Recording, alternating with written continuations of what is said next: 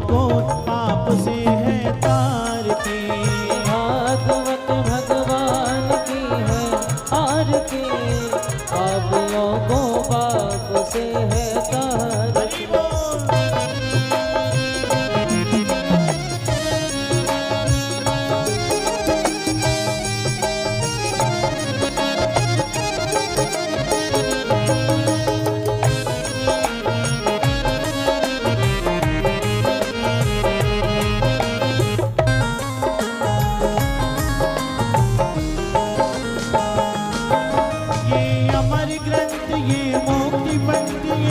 पंचम वेद निराला, हो नव ज्योति जगाने वाला।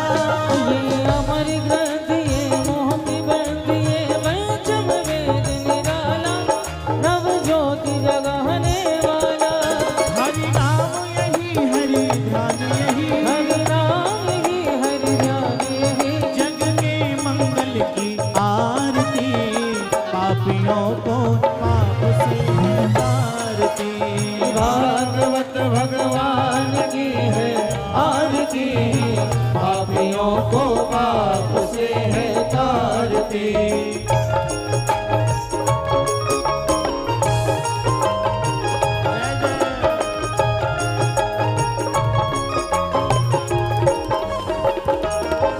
ये शांति गीत पावन पुनि, पापों को मिटाने वाला, हरि रस कराने वाला।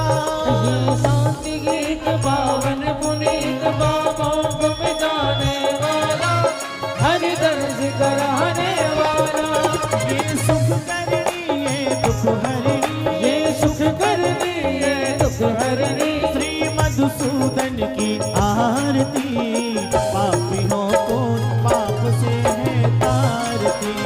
भागवत भगवान की है आरती, पापियों को पाप से है तारती। ये मधुर बोल जग पंथ खोल, सन्मार्ग दिखाने वाला, बिगड़ी को बनाने वाला। ये मधुर बोल जगवंत खोल, सन्मार्ग बताने वाला, बिगड़ी को बनाने वाला। श्री राम यही घनश्याम यही, मेरे राम ही मेरे श्याम यही, प्रभु के महिमा की आरती। पापियों को पाप से है तारती। भागवत भगवान की है आरती, पापियों को पाप से है तारती। कर्पूर गौरम करुणावतारम संसार सारम, भुजगेन्द्र प्रभारम सदा वसंतम हृदयारमे देवं भवानी सैकं नमामि, भवानी सैकं नमामि, भवानी सैकं नमामि। ओम नाना सुगंधि पुष्पाणि गंधाकालोद्भवानि च पुष्पाञ्जलिर्मया दत्तो गृहाण परमेश्वरा। पुराण पुरुषोत्तमाय नमः मंत्र पुष्पाञ्जलिं समर्पयामि। बोल वृंदावन बिहारी लाल की जय, सद्गुरुदेव भगवान की जय, श्रीमद्भागवत महापुराण की जय।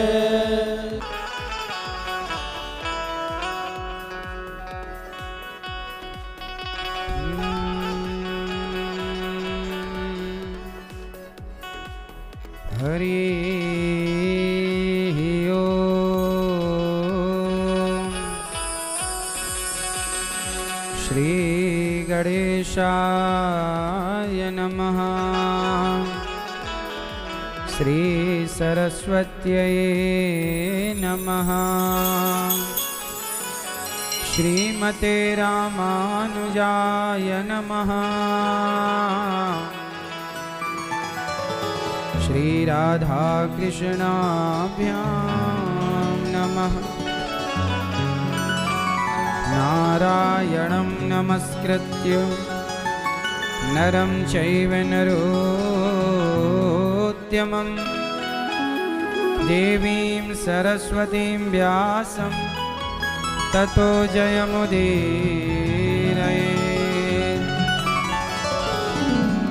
लक्ष्मीनाथ समारंभां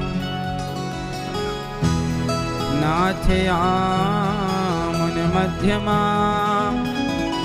अस्मदाचार्यपर्यन्तां वन्दे गुरुपरम्पराम्।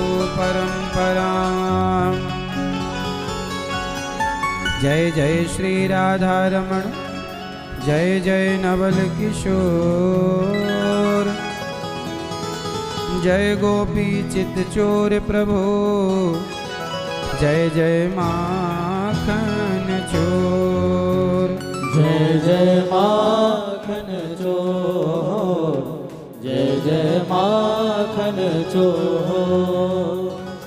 राधा मेरी मात है, पिता मेरे घनश्याम, इन दोनों के चरणों में मेरा कोटि कोटि प्रणाम। मेरा कोटि कोटि प्रणाम, मेरा कोटि कोटि प्रणाम। आए हो तो प्रेम से लो हरि का नाम, सब भक्तों को अनिरुद्ध की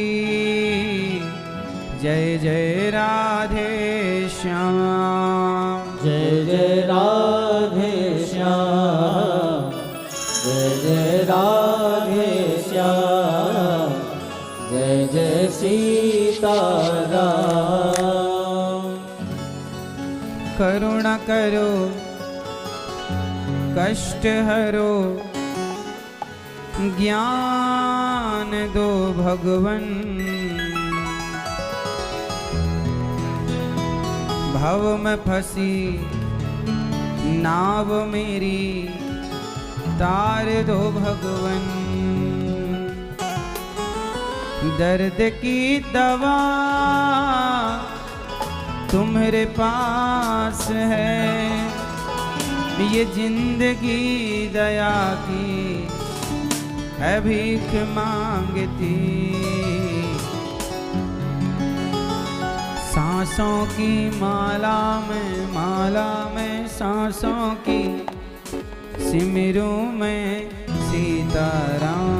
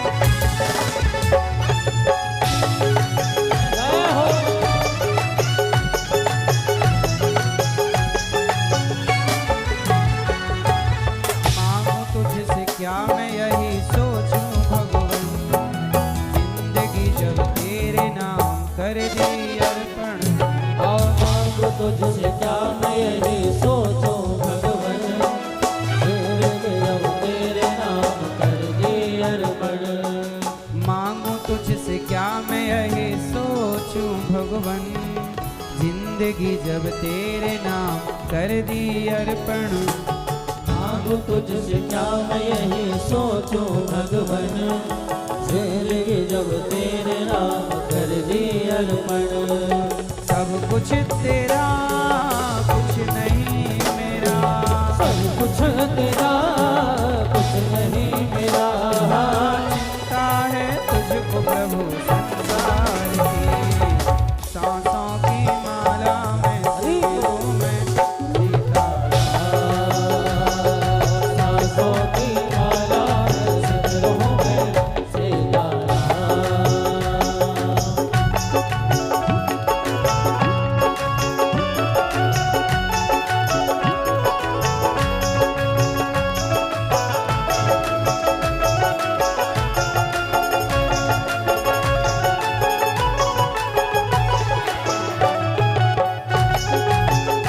हे हरि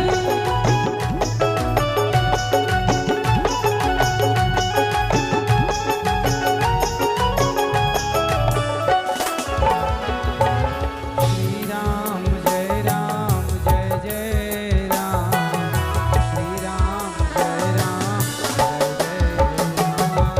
श्री राम जय राम जय जय राम, श्री राम जय राम जय जय राम।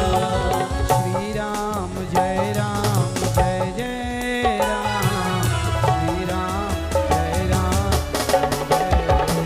राम। श्री राम जय राम जय जय राम, श्री राम जय राम जय जय राम।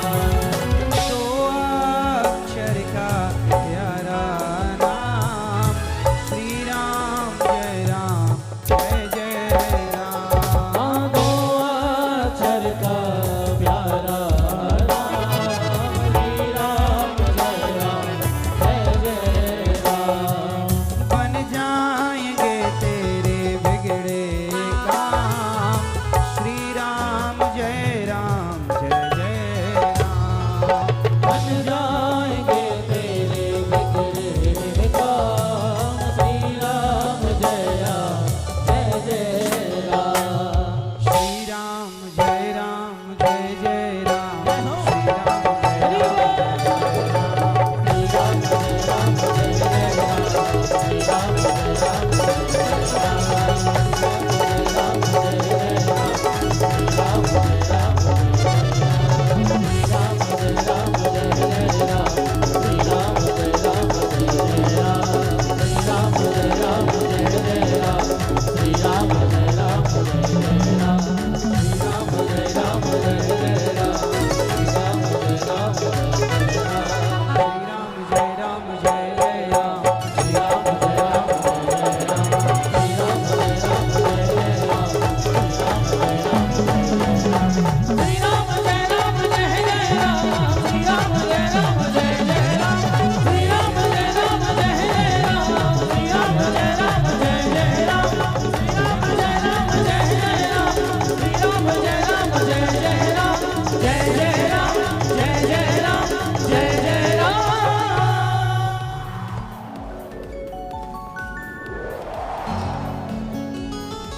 जिसने तेरा नाम लिया उसके जागे भाग, सोते हुए जीवन से अब तो प्राणी जाग। कम है जिंदगी कर लो बंदगी, प्रभु का हाथ हो तो मौत भी न मारती।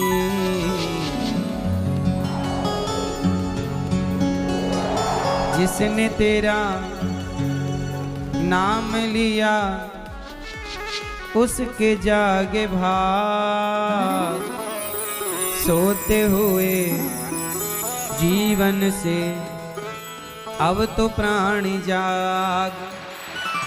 कम है जिंदगी कर लो बंदगी, प्रभु का हाथ हो तो मौत भी न मारती। सांसों की माला में सिमरों में सीताराम। बोलिए राजा रामचंद्र भगवान की जय। श्री गौरी गोपाल भगवान की जय। गंगा मैया की जय। प्रयागराज की जय। महाकुंभ महापर्व की जय। जय जय श्री राधे श्याम। उपस्थित सभी मातृशक्ति भगवत चरणानुरागी प्रिय भक्तों को, दास अनिरुद्ध की सबको जय श्रीमन नारायण। जय श्री कृष्णा। राधे राधे। जय गौरी गोपाल। कैसे हैं आप? हर हर गंगे, हर हर गंगे। आप सभी भक्तजनों की चरण धूलि को ये दास अनिरुद्ध प्रणाम करता हुआ आप सभी के चरणों की रज की वंदना करते हुए चरण रज को अपने मस्तक पर धारण करते हुए दास अनिरुद्ध आज की कथा प्रारंभ करता है। जो लोग महातीर्थ कुंभ नहीं आए, कोई बात नहीं, जो नहीं आए, तो जो लोग इस कुंभ में आए हैं, आए हुए भक्तों का जो जो घर बैठे दर्शन कर लेगा, तो दर्शन उन भक्तों का कर लेने से जो कुंभ नहा कर आए हैं, तो उन्हें भी घर बैठे केवल दर्शन करने से उनको भी कुंभ दरस परस का पुण्य मिल जाएगा। हम तीर्थ नहीं जा पाते, कोई बात नहीं, जो तीर्थ जाते हैं हम उनका दर्शन कर लें। बात सही है? हम तीर्थ नहीं जा पा रहे हैं, जो गए हैं हम उनको प्रणाम करें, उनके प्रति श्रद्धा का भाव रखें।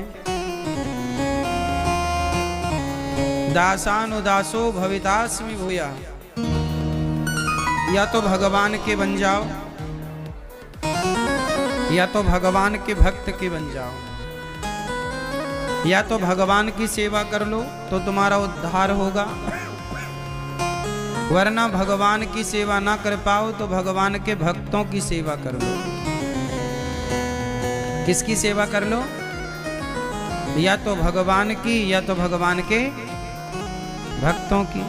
पर आप जितने लोग बैठे हैं आप सभी परम भक्त हैं, और आप सभी भक्तों का दर्शन ये दास अनिरुद्ध करके कृतार्थ हो रहा है, पवित्र हो रहा है।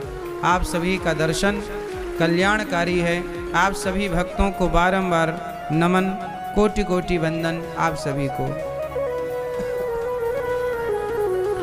कथा की गंगा में हमारे परीक्षित बनकर के श्री मान प्रसिद्ध नारायण दुबे जी, आपके पूज्य पिताजी श्री दूधनाथ दुबे जी, श्री प्रसिद्ध नारायण दुबे जी की धर्म पत्नी श्रीमती गीता दुबे जी, ग्राम ककरा दुबावल दुर्वासा ऋषि की पावन धरती से आप हैं, और आप परीक्षित बन करके अपने पूर्वजों का कल्याण कर रहे हैं भागवत सुन करके।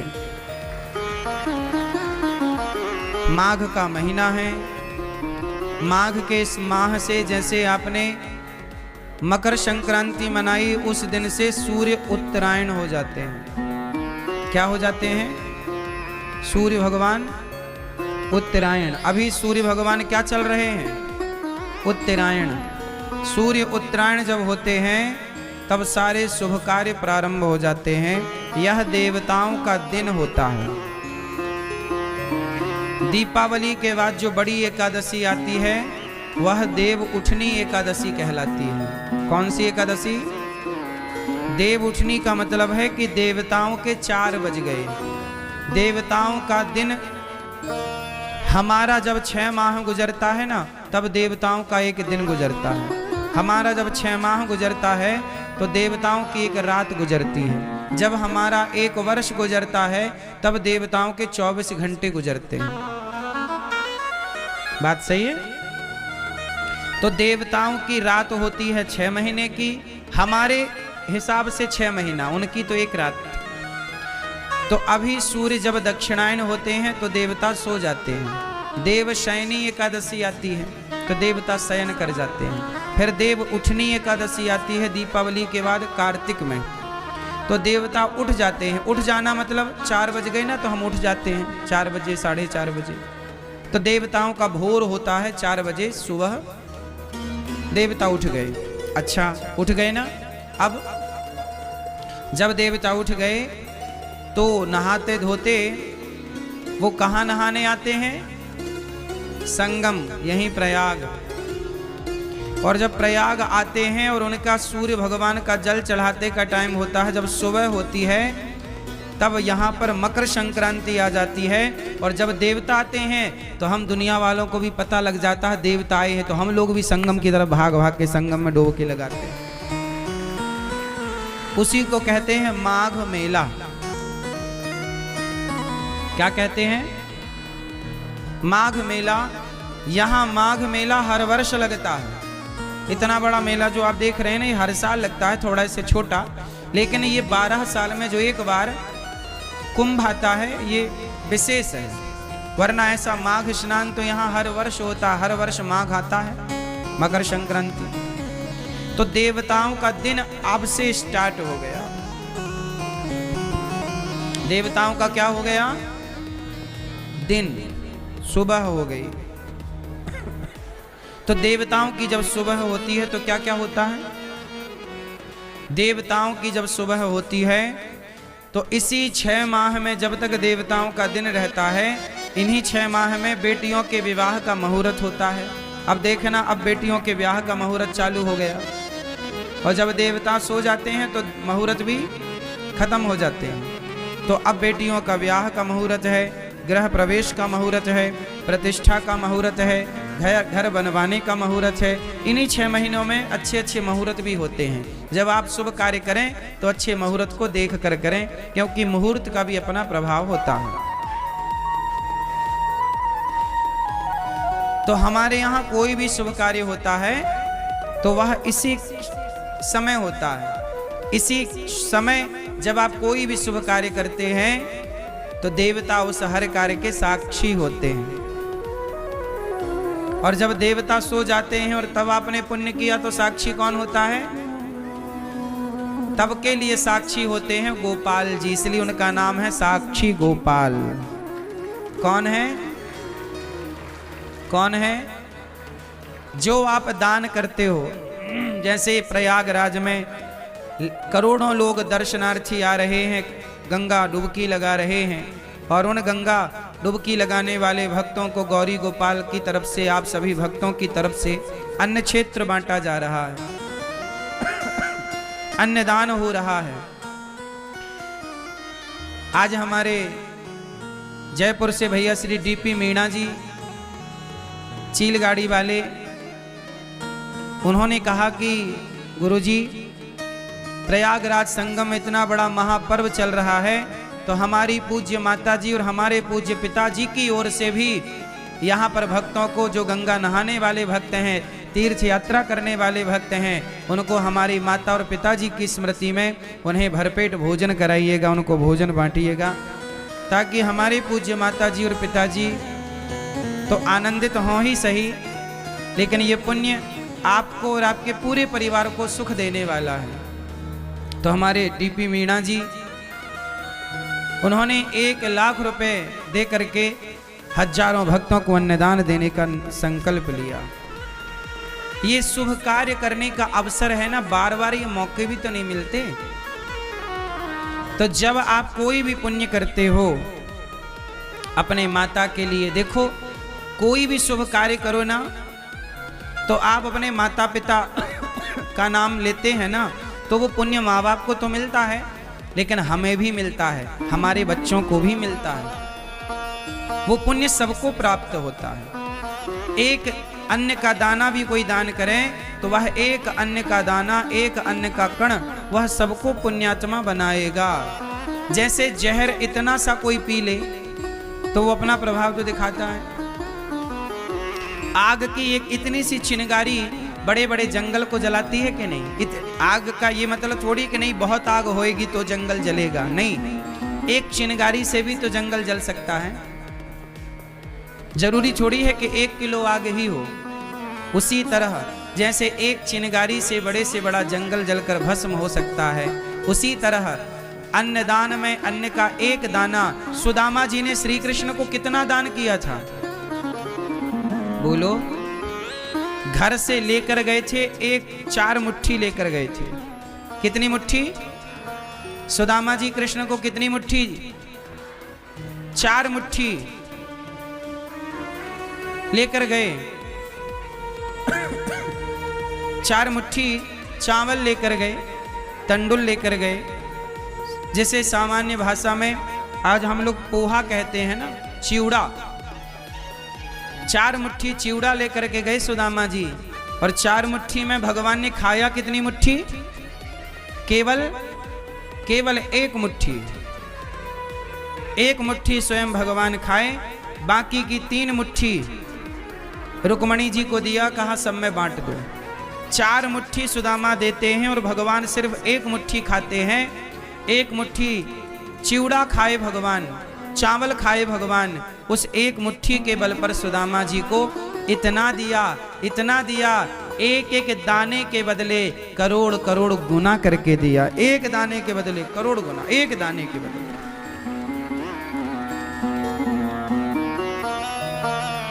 भगवान जब देते हैं ना, छप्पर फाड़ कर देते हैं।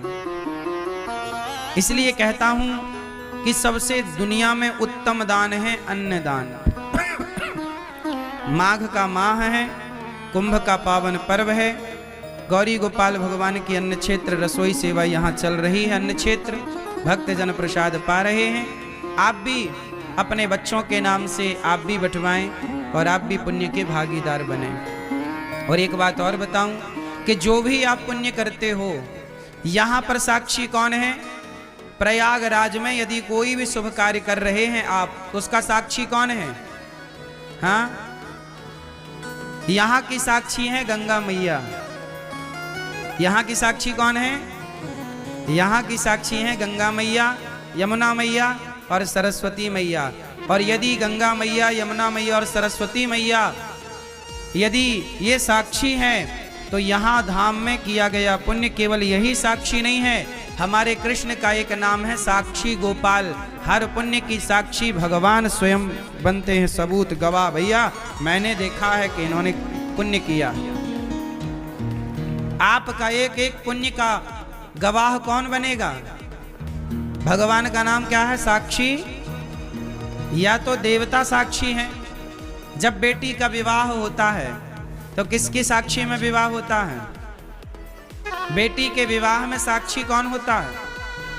बोलो। बेटी के विवाह में अग्नि साक्षी होती है, अग्नि के फेरे होते हैं। ध्रुव तारा साक्षी होते हैं। कौन होते हैं? बोलो। मैया। कौन साक्षी होता है? ध्रुव तारा का दर्शन कराया जाता है। वेद साक्षी होते हैं, ब्राह्मण साक्षी होते हैं, और समाज साक्षी होता है कि हाँ हमने देखा है किसका विवाह इस आदमी से हुआ है, इस आदमी का इस स्त्री से। समाज भी तो साक्षी होता है ना विवाह में। बोलो हाँ, नहीं होता? जैसे किसी बेटी के विवाह में समाज साक्षी होता है, ऐसे ही जब आप कोई दान पुण्य धर्म करते हैं तो उसके साक्षी स्वयं भगवान श्री कृष्ण होते हैं, साक्षी स्वयं गंगा मैया होती हैं, साक्षी स्वयं देवता होते हैं। इसलिए दान करे धन ना घटे, जो सहाय रघुवीर। दान करने से कभी धन नहीं घटता। आज हमारी मैया श्रीमती रेणु बक्सी, रजनी भट्ट जी, राशि बक्सी जी और शशि शर्मा जी, हमारी मैया लोग दिल्ली से आई हैं और प्रेम से कथा करा चुकी हैं वृंदावन में, और अब प्रयाग आई हैं। आप सबका बहुत बहुत स्वागत, वंदन, सबका अभिनंदन। कल हम लोग कथा सुन रहे थे और कथा की गंगा में कल हम लोगों ने सुना। अब हमारे श्री प्रसिद्ध नारायण दुबे जी कथा करा रहे हैं, तो साक्षी तो गंगा मैया बन ही रही हैं, भगवान भी साक्षी हैं, आप सब भी साक्षी हैं। यही पुण्य है। आदमी पाप करता है ना, चुपके से करता है, लेकिन चुपके से भले कर लो, पर पाप के साक्षी भी भगवान है। पाप के साक्षी कौन? नाम ही है साक्षी गोपाल। पाप के साक्षी भी भगवान और पुण्य के साक्षी भी। तुम ये ना सोचो कि तुम्हें कोई नहीं देख रहा। जहां तुम्हें कोई नहीं देख रहा होता है वहां भी तुम्हें भगवान देख रहे होते हैं। बच के रहना। कल हम लोगों ने सुना कि भगवान शिव माता पार्वती जी के संग विराजे कैलाश में भगवान शिव का विवाह हुआ। मनु जी के 3 बेटियों की कथा कल आपको उदास ने सुनाई। मनु जी के 2 बेटे और हुए। 2 बेटे कौन? प्रियव्रत और उत्तानपाद। प्रियव्रत और उत्तानपाद। प्रियव्रत जी का विवाह और उत्तानपाद की चर्चा। उत्तानपाद की 2 पत्नियां हैं, सुनीति और सुरुचि। सुनीति बहुत अच्छी हैं और सुरुचि थोड़ी मनमाना आचरण करती हैं। पत्नी कितनी है उत्तानपाद जी की? मनु के 2 बेटा हैं मनु जी के, प्रियव्रत उत्तानपाद। तो पहले एक बेटे की कथा सुनाऊं उत्तानपाद जी की। उत्तानपाद जी की 2 पत्नियां हैं। कितनी पत्नियां मेरी माँ? मैया कितनी पत्नी हैं? पत्नी कितनी होती हैं? एक। पत्नी सबकी 2 होती हैं,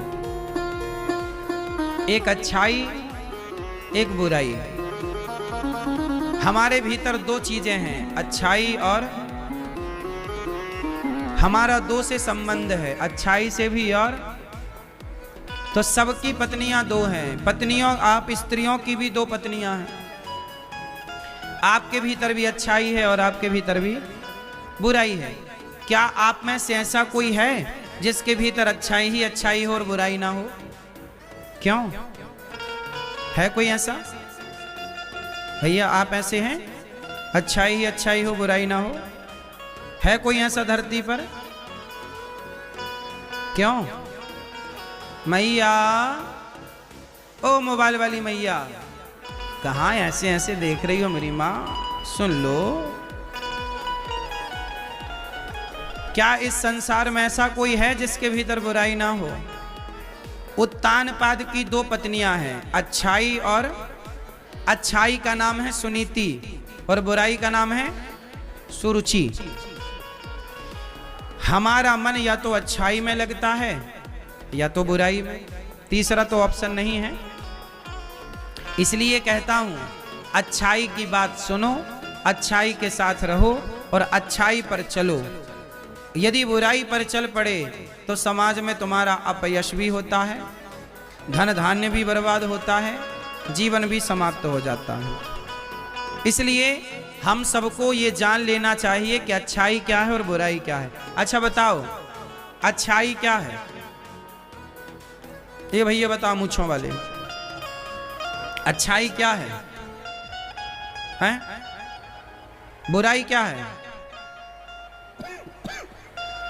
बुराई किसे कहते हैं? हैं? अच्छाई क्या है और बुराई क्या है? लाल मैया बताओ, अच्छाई क्या है? आपकी सास अच्छी है कि बुरी है? बोलो मेरी माँ। लाल मैया, आपकी सास अच्छी है कि बुरी है? अच्छी है। ऐसा तो नहीं कि कह ना पा रही हो। आपकी सास कैसी है? और जेठानी? जेठानी बुरी है? सबकी जेठानियां बुरी ही होती हैं और सबकी देवरानियां बुरी ही होती हैं। और मैं मानता हूं कि देवरानी और जेठानी बुरी नहीं होती, हम स्वयं बुरे होते हैं। हम केवल बुराइयों पर फोकस करते हैं, बुराइयों को देखते हैं, इसलिए हमें केवल बुराई दिखती है। यदि आप लोग यहाँ बैठकर मेरी बुराई देखने लग जाओगे ना, तो मेरी भी लाख बुराई आप बैठे बैठे देख लोगे।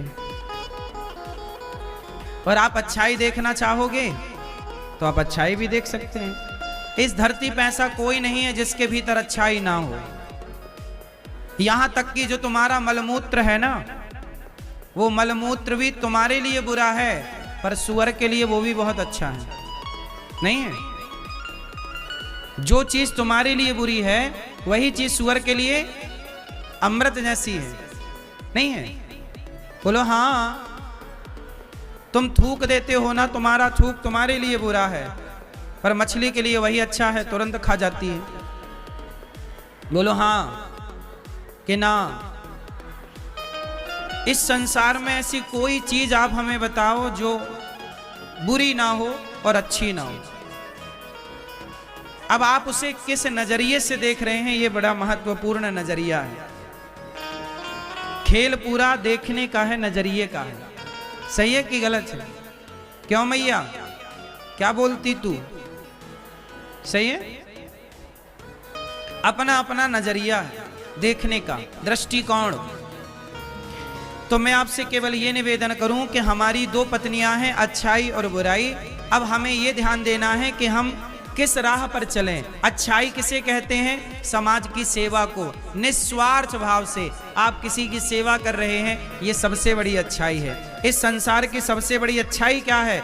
निस्वार्थ भाव से किसी की सेवा कर देना, भूखे को रोटी देना, जरूरतमंद को सहारा देना, और किसी को दवाई की जरूरत है, आपका कोई स्वार्थ नहीं है, लेकिन आपको कष्ट है कि यार इसके पाँव में चोट लगी है, चल भैया मैं तुझे हॉस्पिटल ले चलूं, मैं तेरा इलाज करा दूं। आपने किसी का इलाज करा दिया, दवाई लगा दी, मरहम लगा दिया, कोई स्वार्थ नहीं, आपने बदले में उससे कुछ नहीं चाहा। इससे बड़ा कोई पुण्य नहीं है। बेटा अपनी माँ को घर से निकाल देता है और माँ दर दर की ठोकर खाती है। जब ठोकर खाती हुई वो गौरी गोपाल में आती हैं, तो जिन माताओं के सिर पे छाया नहीं होती, खाने को रोटी नहीं होती और दवाई की व्यवस्था नहीं होती, आप लोगों के सहयोग के बल पर गौरी गोपाल आश्रम में माताओं को रहना भी मिल जाता है, खाना भी मिल जाता है, दवाई भी मिल जाती है। ये आप लोग पुण्यात्मा ही तो हैं, जब आप ऐसी बेसहारा माँओं का सहारा बन जाते हैं। किसी एक माँ को आप गोद ले लेते हैं और आप उस माँ के बेटा बेटी बनकर सहयोग करते हैं, तो माँ को जीवन भर दवाई, रोटी और छाया मिल जाती है। गौरी गोपाल आश्रम में इतनी सारी वृद्ध माँओं की सेवा चल रही, क्या है ये? यही है अच्छाई। किसी के काम आना क्या है? अच्छाई। बुराई क्या है? बुराई किसे कहते हैं? बुराई कहते हैं बेवजह किसी का नुकसान करना, किसी के बारे में गलत सोचना, किसी के बारे में गलत बोलना, किसी को रुलाना, किसी को सताना, सब बुराई है।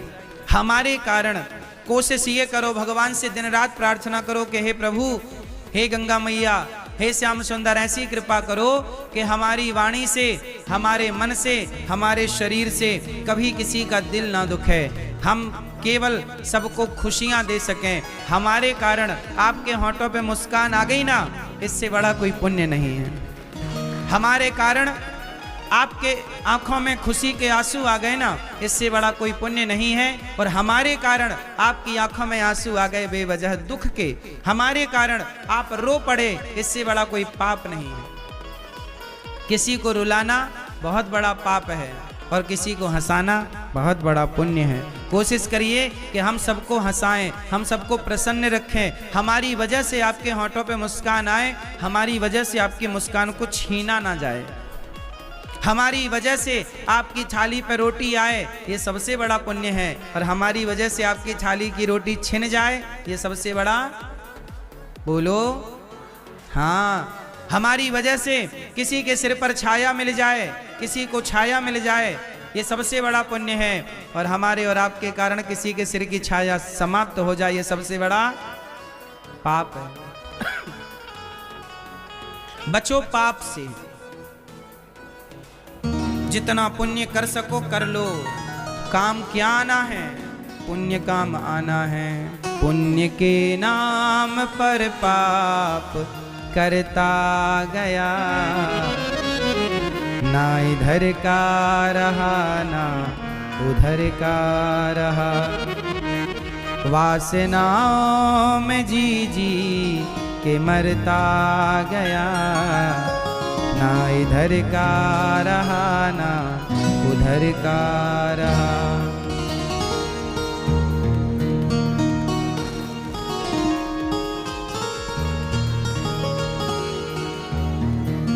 पाप जिनके लिए ही तू करता गया,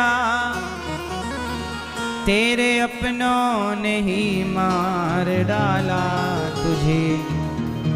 जाल खुद ही बुना खुद ही फंसता गया, ना इधर का रहा ना उधर का रहा। ज्यादा होशियार ना बनो, आपकी होशियारी कई बार परेशान कर डालती है आपको। ध्रुव जी सुनीति के पुत्र हुए हैं। अच्छाई के पुत्र ध्रुव होते हैं और बुराई का पुत्र उत्तम। एक दिन ध्रुव जी को जानते हैं आप लोग? सुनीति के बेटा हैं ध्रुव, उत्तानपाद के पुत्र हैं ध्रुव। 5 वर्ष के हैं ध्रुव, बच्चा है 5 साल का। एक दिन ध्रुव जी अपने माँ से बोले, माँ मैं पिता की गोद में बैठने जा रहा हूँ। माँ ने मना किया, बेटा मत जा, तेरे पिता तुझे इतना लाड़ नहीं करते, क्योंकि जो तेरी दूसरी माँ है सौत माँ, वो दूसरी माँ के बेटे को ज्यादा स्नेह करते हैं, बेटा तू मत जा। ध्रुव जी बोले, माँ मैं जाऊंगा। ध्रुव जी दौड़ कर गए और अपने पिता की गोद में जाकर बैठ गए। सभा लगी थी, दरबार लगा था। जब माँ की आज्ञा ली, मना किया माँ ने, पर 5 साल का बच्चा तो वो तो यही चाहेगा कि मेरा पिता मुझे प्यार करे। वो क्या जाने कि सौत बहुत क्या होता है, सौतेली माँ क्या होती है, ये 5 साल का बच्चा क्या जाने। क्यों? ध्रुव जी गए और अपने पिता की गोद में जाकर बैठ गए। पिताजी की गोद में जब बैठे तो बगल में खड़ी थी ध्रुव जी की सौतेली माँ।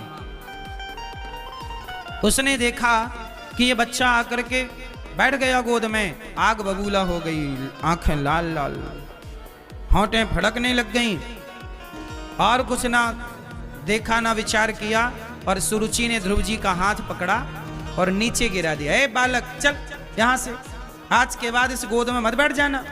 इस गोद में बैठने का अधिकारी तू नहीं है, इस गोद में मेरा बेटा बैठेगा बस। क्यों माँ, मैं क्यों नहीं बैठूंगा, मैं भी तो इनका बेटा हूं। नहीं, तू इनका बेटा है, पर तू मेरे गर्भ से जन्म नहीं लिया, तूने सुरुचि सुनीति के गर्भ से जन्म लिया। जब तू मेरे गर्भ से जन्म लेता तो इस गोद में बैठने का अधिकारी होता। चल यहां से। 5 साल का बच्चा था बेचारा, बाप का प्यार मांगने गया, पर बाप का प्यार तो मिला नहीं। अच्छा, जब सुरुचि अपमान कर रही थी 5 साल के बच्चे का, तो तानपाद को तो कहना चाहिए था ना कि क्या कर रही है, वो बच्चा है। उठा के गले से लगाना था ध्रुव जी को। एक पिता, कई बार ना पिता भी पाप कर लेता है। कौन सा? पिता ये पाप कर लेता है कि इस बेटे से ज्यादा प्यार करता है, उस बेटे से कम प्यार करता है। जो बच्चे अपने माँ बाप की सेवा नहीं करते वो बच्चे घोर नरक में जाते हैं, लेकिन जो माता पिता भी बच्चों में भेद करते हैं वह माता पिता भी नरक जाते हैं। जब तुमने 2 बच्चे पैदा किए या 4 बच्चे पैदा किए तो बच्चों में फिर भेद ना रखो। उन्हें बंटवारा में जो बनता है उनका हिस्सा वो देना ही चाहिए। भेद ना करो कि एक बेटे को ज्यादा दे दिया, एक बेटे को कम दिया। एक बेटे से ज्यादा प्यार मोहब्बत है माँ बाप का, एक बेटे से बिल्कुल नहीं। नहीं,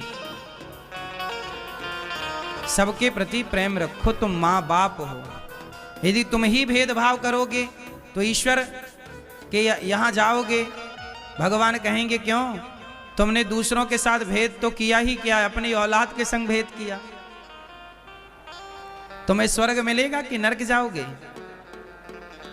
ऐसे ही है, बच्चे माँ बाप ना बच्चे पैदा कर तो लेते हैं, पर सुनने में यही आता है कि गुरुजी हमारी माँ ना उन भैया बड़े भैया के संग रहती हैं या छोटे भैया के संग रहती हैं, हम बुलाते हैं कि आओ हम भी आपकी सेवा करें, माँ बाप मना कर देते हैं।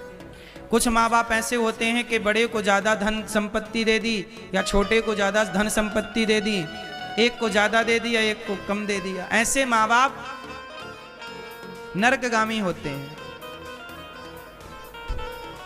आप लोग ऐसा भेदभाव तो नहीं करते बच्चों में? भाई देखो, बच्चे नालायक हैं माना की, तो बच्चे ही तो नालायक हैं। पूत कपूत सुने हैं पर ना माता सुनी कुमाता। बेटा अपना कर्तव्य भूल जाए, बेटा अपना रास्ता भटक जाए तो भटक जाए, पर माँ बाप को अपना रास्ता नहीं भटकना चाहिए। भाई तुम रास्ता भटके हो, हम थोड़ी भटके हैं।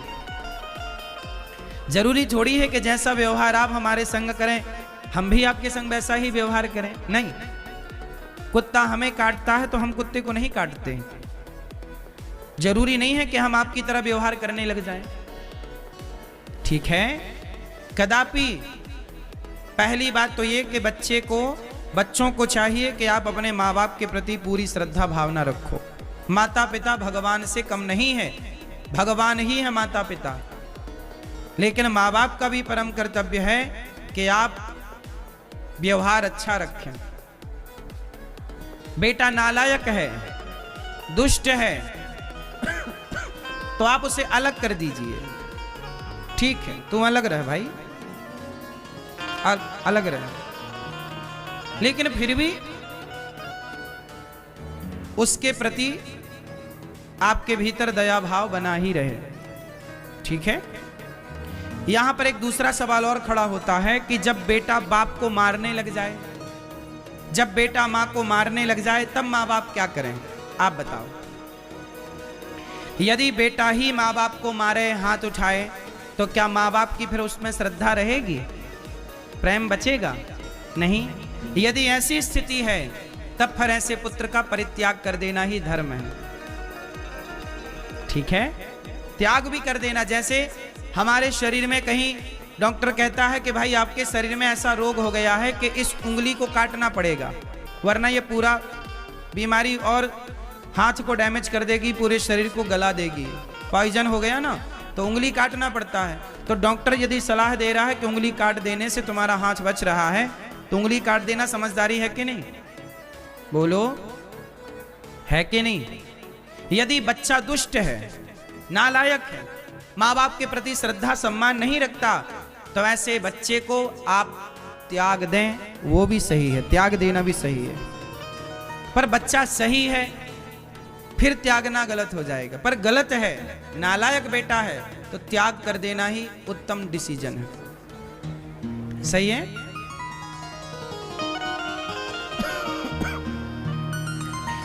ध्रुव जी महाराज अपने पिता की गोद में बैठने गए। पिता ने सौतेली माँ ने हाथ पकड़ कर नीचे गिरा दिया, कहा तपसाराध्य पुरुषम तस्यैवानुग्रहेण में गर्भे त्वं साधयात्मानं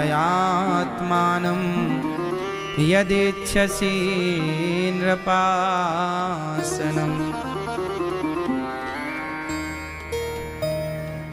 जाओ बेटा तप करो। सौतेली मां अपमान करती गई, करती गई, करती गई। ध्रुव जैसे बच्चे का त्याग कर देना ये गलत किया सुरुचि ने और उत्तानपाद जी ने। ध्रुव जी चले गए, मां से कहा मां मैं क्या करूं, मेरी मां ने अपमानित कर दिया। पिता की गोद ही तो चाहता था, पिता की गोद में बैठना था, पर पिताजी ने गोद में बिठाया नहीं, मां ने हाथ पकड़कर नीचे गिरा दिया। एक बात बताएं, ये कथा हमें दूसरे तरफ से भी इशारा कर रही है। ये कथा हमें ये कहना चाहती है कि पिता की गोद में ऐसे ही मत बैठ जाओ, पिता की सिंहासन में ऐसे ही मत बैठ जाओ। हम कहते हैं पिता की सिंहासन में ना बैठो, आप अपनी सिंहासन अपनी मेहनत करके अपने बल से तैयार करो अपनी सिंहासन। सिंहासन का मतलब होता है आपकी अपनी छवि हो, आपकी अपनी पहचान हो। आप यदि अपने बाप से जाने जाते हैं, आप यदि अपने पिता से पहचाने जाते हैं, तो ये आपका जीवन क्या है? बाप से मत जाने जाओ, आप इतने बढ़िया कर्म करो कि आपके अच्छे कर्म से आपके पिता का यश बढ़े, पिता का नाम बढ़े। अरे ये फलाने का बेटा है। और हम कुछ बच्चे, अरे भैया नहीं जानते हमारे पिताजी का बड़ा नाम है। अरे पिताजी का नाम था, तेरा कितना है ये बता। बाप के नाम की रोटियां कब तक खाएगा? तेरी अपनी क्या पहचान है भाई? इसलिए कहता हूं बाप की सिंहासन पर नहीं बैठना चाहिए, अपनी सिंहासन खुद तैयार करो अपनी मेहनत से। पिता के टुकड़ों पर पले तो क्या पले, है ना? सहारों पर जिए, याद रखना साहब, सहारों पर तो मुर्दे चलते हैं। सहारे की जरूरत किसे है? बोलो, सहारे की जरूरत किसे है? मुर्दे को 4 कंधों की जरूरत पड़ती है। यदि आपको भी सहारे की जरूरत है तो आप भी मुर्दा हैं, जिंदा हैं, तो अपने बलबूते चलना सीखिए, अपने पांवों को मजबूत कीजिए, आप अपनी बुद्धि लगाइए और आपको किसी के सहारे की आवश्यकता ना पड़े, इतना अपने आप को सफल बनाइए। सहारों पर जिए तो क्या जिए, सहारों पर जिए तो क्या जिए इस जिंदगानी को, सहारों पर जिए तो क्या जिए इस जिंदगानी को, सहारा दूसरों को दो, अमर कर लो कहानी को। अगर निर्भर बनोगे, अगर निर्भर बनोगे, दूसरों पर गिड़गिड़ाओगे, तो अपना मान भी सम्मान भी सब कुछ गवाओगे। मैं आज के युवाओं को एक बात कहूं, साहब सच्चा जीवन जीना है, मजेदार बिंदास जीना है ना, तो गलत काम ना करना और बाप के टुकड़ों पर तो कतई ना पलना। बाप के प्रति सम्मान रखो, माँ बाप को पलकों पर बिठाओ, पर बाप की संपत्ति को हाथ मत लगाओ। आपकी इतनी काबिलियत हो कि आप बाप से ज्यादा कर जाएं, कमा जाएं, कहें पिताजी जो आपका है जितना जी करे दान पुण्य कर दो, हम में काबिलियत होगी तो हम कमा लेंगे, हमें किसी की जरूरत नहीं है। जब तुम अच्छा, दूसरी बात यहाँ समस्या ये है कि यदि बच्चे ज्यादा काबिल हो जाते हैं तो फिर वो माँ बाप को समझते नहीं कुछ, फिर वो माँ बाप को इग्नोर करने लग जाते हैं कि यार अब तुम्हारी कोई जरूरत ही नहीं है, हम तो खुद सेल्फ डिपेंड है। ये गलत है। आप बहुत संपन्न बनिए, आप बहुत सफल बनिए, तुम्हारा बाप भी यही चाहता है कि तुम बहुत आगे जाओ, हर पिता यही चाहता है कि मेरा बेटा मेरे से भी आगे जाए। लेकिन बच्चों को अभिमान नहीं करना कि तुम पैसे कमाने लग गए तो अब बाप को सम्मान ना दो, बाप की इज्जत ना करो। मैं ये कहना चाहता हूं कि हर जवान भाई को अपने आप को इतना सफल बनाना चाहिए कि तुम्हें बाप के टुकड़ों पर पलने की जरूरत ना हो। क्या कहते हो? सही है? एक बात बताएं, आप जितने नौजवान दोस्त हैं, एक छोटी बात समझिएगा मेरी। आप अपने बच्चों को ना बचपन से एक चीज रटाया करो। आप लोग थोड़ा अच्छे बाप भी तो नहीं बन पाते ना, अच्छी माँ भी तो नहीं बन पाती। बच्चों को आप हर चीज बचपन में देते हैं, देते हैं, देते हैं, देते हैं।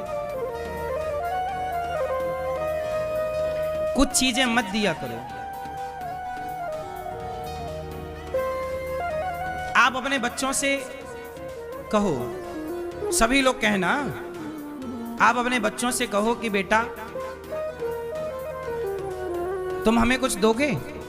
जब बच्चा ना आइसक्रीम मांगता है तो माँ बाप आइसक्रीम दिलाते हैं, बच्चा हलवा मांगता है तो माँ बाप हलवा दिलाते हैं, बच्चा जो चाहता है माँ बाप दिलाते हैं ना। तो तुम बच्चों की सारी इच्छाएं पूरी करते रहे, एक इच्छा तुम भी रखा करो। तुम भी बच्चों से कहा करो, और बच्चों का भी कर्तव्य है कि आप अपने माँ बाप से पूछें कि माँ बाप सदा आपने हमारी इच्छा पूरी की है, सदा माँ बाप ने कहा है बेटा बता क्या खाना है, बेटा बता कहाँ जाना है, बेटा बता तेरे लिए क्या लेके आऊं। हमेशा माँ बाप बच्चों की इच्छाएं पूरी करते हैं, तो बच्चों का भी कर्तव्य है कि वो अपने माँ बाप से कहें कि पिताजी आपको क्या चाहिए, आपको क्या चाहिए, क्या ला कर दूं, क्या ला कर दूं। तो आप लोग यहां जरूर कहा करो एक चीज, आप अपने बच्चों से कहा करो कि बेटा मुझे कुछ नहीं चाहिए, मुझे कुछ लाकर मत दो, पर मेरी इच्छा है कि तुम कम से कम अपनी इतनी कमाई कर लो कि अपनी कमाई से तुम अपने लिए एक बढ़िया सा घर बनवा लो। मैं चाहता हूं कि तुम एक घर बनवाओ, तुम्हें देना ही है तो तुम अपने लिए एक घर, जब तुम अपने ही खरीदे गए घर में मुझे ले चलोगे तो मुझे लगेगा कि मेरे बेटे ने मुझे सब कुछ दे दिया। बच्चों को एक टारगेट तो दो, गोल तो दो कि तुम्हें ये पाना है। अब आप क्या, बच्चों के पास गोल है ही नहीं, कहाँ जाना, क्या पाना है। आजकल बच्चों को क्या बनना है ये उनको पता नहीं, कहाँ जाना है उनको पता नहीं, कितना कमाना है उनको पता नहीं, माँ बाप ने कुछ गोल दिया ही नहीं। अच्छा एक बात बताओ, आपने देखा होगा बच्चों से कहो ये बॉल है, ये माने ये बॉल है, ये बॉल फेंकी गई, बच्चों से कहा जाए लेके आओ, तुरंत लेके आते हैं कि नहीं? बच्चे दौड़ते हैं, 4 बच्चे खड़े हैं, हमने बॉल फेंकी, सबसे जल्दी कौन लेके आएगा? बच्चे पूरी जान लगाते हैं कि नहीं, मैं लाऊंगा, हाँ या ना? टारगेट है ना, तो दौड़ रहे हैं। टारगेट है ही नहीं। अब आपने बॉल फेंकी नहीं तो बच्चे दौड़ेंगे क्यों? बच्चे तो तब दौड़ेंगे ना जब आप बॉल फेंकोगे, हाँ या ना? बात सही है। आपने बच्चों को दौड़ाया ही नहीं, आप खुद दौड़ते रहे। मैं बॉल लेके आता हूं तू बैठ, मैं सब्जी लेकर आता हूं तू बैठ, मैं कमाता हूं तू बैठ। गलत कर दिया आपने, अपाहिज बना दिया अपने बच्चों को। मेरे पिता ने बचपन से, जब मैं 18 साल का हुआ, 17 साल 18 साल का, तब मेरे पिता ने कहा कि अब घर के दाल रोटी तुम्हें चलानी है, नमक है कि नहीं तुम संभालो, हल्दी है कि नहीं तुम संभालो, रोटी है कि नहीं तुम संभालो। 17-18 साल की उम्र से मेरे कंधे पे घर के दाल रोटी की जिम्मेदारी आ गई। जब पिता ने हाथ खड़े कर लिए, अब मैं कुछ नहीं सपोर्ट करूंगा, तुम करो, हाँ, तब फिर मैं मेहनत किया, तब मैंने काम किया। मेरे पिता ने सही निर्णय लिया। यदि मेरे पिता ने भी मुझे कमा कमा के खवाया होता तो मेरे कंधे इतने मजबूत होते ही ना। सही वक्त पर उन्होंने सही निर्णय लिया।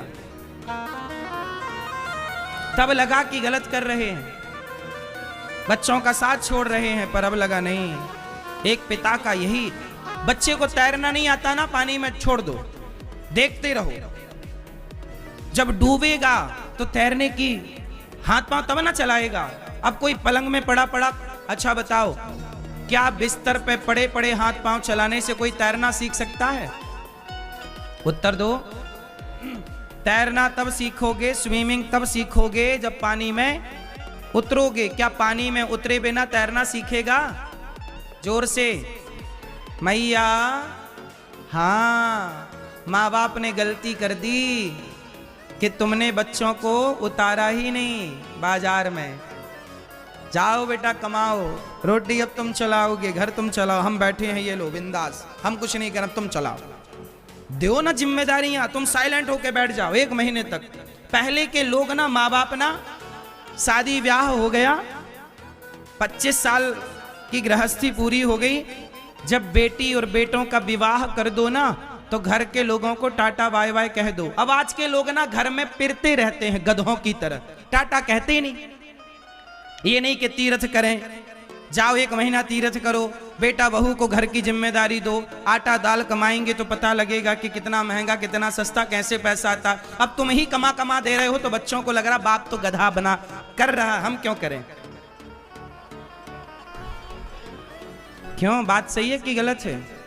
आजकल का बूढ़ा आदमी, सच कह रहा हूं, मोह माया में ज्यादा उलझ गया है, और तुम्हारा ये ममता, तुम्हारा मोह तुम्हारे बच्चों की जान ले रहा है।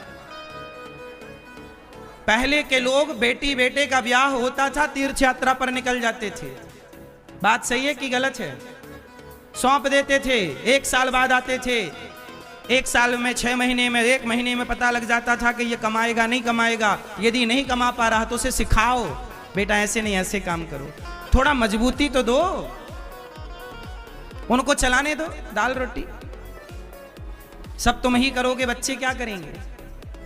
मेरे सही समय पर कंधों पर वजन आ गया। अच्छा एक बात बताओ, आप लोग घर बनाते हो ना, कॉलम खड़े करते हो, कॉलम, खंबा कंक्रीट का, बोलो हाँ। ये बताओ कि 20 फीट का खंबा खड़ा कर दो, 30 फीट का ऊंचा खंबा खड़ा करो और उसको हिलाओ तो हिलेगा कि नहीं? 30 फीट का ऊपर खंबा खड़ा करो, कॉलम, हिलाओ, हिलेगा कि नहीं? जोर से, जोर से। उसके ऊपर कुछ भी नहीं है, ना छत है ना बीम है, केवल खंबा खड़ा है 30 फीट का, हिलाओ, हिलेगा कि नहीं? जोर से, जोर से। हाँ, हिलेगा, करके देख लेना। कितना भी मजबूत खंबा हो, 30 फीट का हो, हाँ या ना? घर का जो कॉलम, घर के जो कॉलम जितना बड़ा बनता है उसकी बात कर रहा हूं मैं। 30 फीट का होगा, हिलाओगे तो हिलेगा। पर उसी खंबे पर यदि बीम रख जाए, उसी खंबे पर घर की छत का वजन रख जाए, जितना वजन रखा जाएगा उस खंबे पर, वो खंबा उतना मजबूत होता चला जाएगा। बात सही है कि गलत है? वजन रखोगे तब ना मजबूती मिलेगी। वजन है ही नहीं तो हिल रहा है। बात सही है दादाजी? तुम दीवारें बना दो बड़ी बड़ी, पर दीवारों के ऊपर छत ना रखो, ऊपर लोड ना रखो, तो वो दीवारें गिर जाएंगी। बात सही है कि गलत है? और यदि वजन रख दिया गया तो दीवार मजबूत रहेगी। यही है वजन। 18 साल का छोरा हो गया, 20 साल का छोरा हो गया, रख दो इसके कंधे पे वजन, जिम्मेदारियों का बोझ रख दो, कर।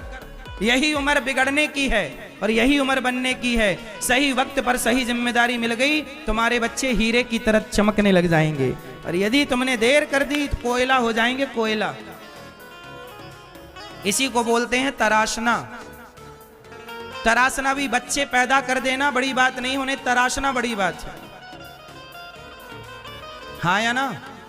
पैदा तो कर लिया, तराशा नहीं।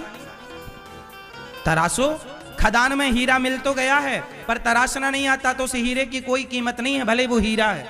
हीरा तब कीमती होता है जब उसे तराशा जाए। नहीं तराशा जाएगा तो कौन खरीदेगा? बोलो हाँ कि ना? मैया तराशो मेरी माँ। ध्रुव जी गए, माँ पिता ने गोद से उतार दिया। माँ ने कहा बेटा तू पिता की गोद में ना बैठ जा, उस परमात्मा की गोद में बैठ जिस परमात्मा की गोद में तेरे पिता ना बैठ सके। धन्य है सुनीति माँ जो अपने बच्चे को इतना पॉजिटिविटी से भर रही है कि बेटा जा तब कर, तेरे पिता जिस गोद में ना बैठ पाए उस गोद में तू जाके बैठ जा। जा। ध्रुव जी घर से निकले, रास्ते में नारद जी मिल गए। मंत्र दिया नारद जी ने, ओम नमो भगवते वासुदेवाय। इस मंत्र का जप किया, 5 माह जाप किया। अच्छा ध्रुव जी ने कैसे जाप किया? यमुना माँ के तट पर खड़े होकर, मधुवन वृंदावन में 84 कोस के भीतर ध्रुव जी की तपस्थली है, वहां खड़े होकर ध्रुव जी ने तपस्या की। और तपस्या की 3 दिन में एक बार खाते हैं, फिर 6 दिन में एक बार खाते हैं, फिर 9 दिन में एक बार, 1 माह में 3 दिन में एक बार। ध्रुव जी का खाने पीने में बड़ा कंट्रोल है। मन कैसे लगता है भगवान में? जब संयमी क्या हो? जिह्वा क्या हो? संयमी। मैया क्या संयमी होनी चाहिए? आप लोग बीमार काहे पड़ जाती हो? क्योंकि उल्टा सीधा खाती हो, दिन भर खाती हो, जो नहीं खाना है वो भी खाती हो। हाँ या ना? क्या खाती हो मैया आप लोग? हमारी मैया है ना, रोटी बनाती हैं तो सबको बना के खवाती हैं रोटी, और आखिरी में अपने लिए बनाती हैं रोटा। जितना आटा बन जाए एक बना के खा जाती हैं। बात सही है? बच्चों को खवाती हैं रोटी और आखिरी में इतना सारा आटा बचा तो एक रोटा बनाया बड़ा और खा गई रोटा। सही है कि गलत है? खान पान बिगड़ गया। पहले की स्त्रियां काम बहुत करती थी, कुएं से पानी निकालना, कपड़े धुलना, तालाब में जाके काम करना, झाड़ू पोंछा घर में लगाना, सारा काम। तो बीमार कम पड़ती थी स्त्रियां, और पुरुष भी काम करता था, तो जो खाता था पच जाता था। आजकल हम खाते ज्यादा हैं, पचता है नहीं। तो नहीं पचता तो क्या हुआ? खाया हुआ मांस बढ़ाने लग जाता है, फिर आप गुब्बारे की तरफ फूल जाते हैं, मोटे हो जाते हैं। ज्यादा क्या खाना चाहिए बताओ? चावल ज्यादा खाना चाहिए कि रोटी ज्यादा खाना चाहिए कि दाल ज्यादा खाना चाहिए कि सब्जी ज्यादा खाना चाहिए कि सलाद ज्यादा खाना चाहिए? क्या ज्यादा खाना चाहिए? क्या चश्मा वाली मैया, क्या ज्यादा खाना चाहिए? माताएं एक एक टट्ठ तो भात खा जाती हैं। इतना भात खाती हैं, एक थाली में इतना बड़ा पूरा भात रख लिए। भात समझ रहे? चावल, और दे चावल चावल चावल।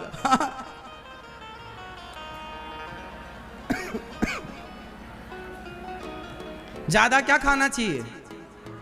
बोलो मेरी माँ। यदि आप दाल पीती हैं, क्या पीती हैं? पहले की माताएं दाल काय में बनाती थीं? हैं?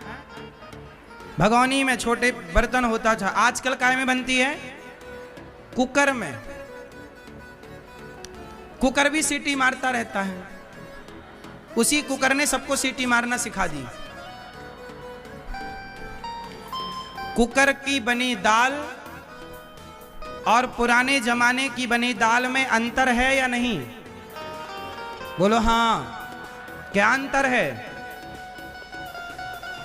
कुकर की दाल में इतना प्रेशर होता है, कुकर का इतना दबाव होता है कि जो दाल में गुड बैक्टीरिया है, जो उसमें विटामिन है, प्रोटीन है, जो भी अच्छी चीजें हैं, वो सारी नष्ट हो जाती हैं।